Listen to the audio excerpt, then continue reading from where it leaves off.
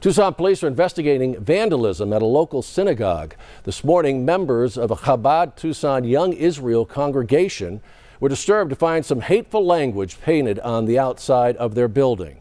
News 4 Tucson's chief investigative reporter, Cora Nylander, is live outside the synagogue right now near Tucson Boulevard and 6th Street with the latest. And Cora, what does this graffiti say on those walls?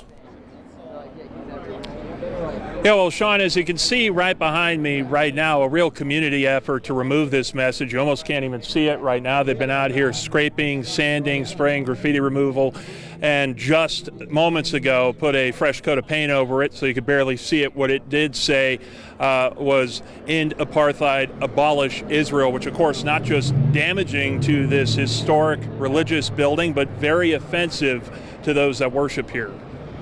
It just shows that the person who has done this, or the people who've done it, we don't know who is behind this, are just looking to intimidate the Jewish community, and we will not be intimidated. Rabbi Yehuda Seitlin says he and his fellow worshipers at the Chabad-Tucson Young Israel Congregation are no strangers to hate. It's part of the Jewish story, the Jewish history. But finding this graffiti Tuesday morning caught them off guard. Using purple paint, someone wrote "End apartheid, abolish Israel." Words they consider anti-Semitic and hateful on top of the damage to this historic building. Our cameras were rolling as police investigated and took the rabbi's report. TPD confirms it's investigating this as a possible hate crime. But we look at it as one more person trying to distract us from what we're all about, and that is reaching out to people, teaching about the meaning of life, teaching people about caring for each other. This is a bit of a shock, but also unfortunately not a surprise. Antar Davidson is part of the congregation. He fears these hateful words could turn into hateful acts of violence. That's the progression of human influence. A thought becomes speech, and speech becomes deed. And so I think this person,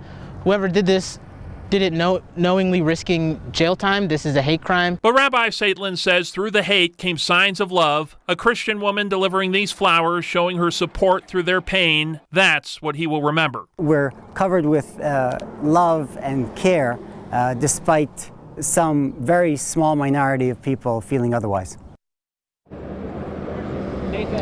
And you can see it out here right now, how they are turning something that could have been a really painful situation into an act of love and a celebration really out here to watch this removal going on, what they're calling a mitzvah out here. Lots of young children, lots of community members observing this. At this point, of course, no suspects, no arrests, police only starting this investigation, but we'll keep you updated as we get more information.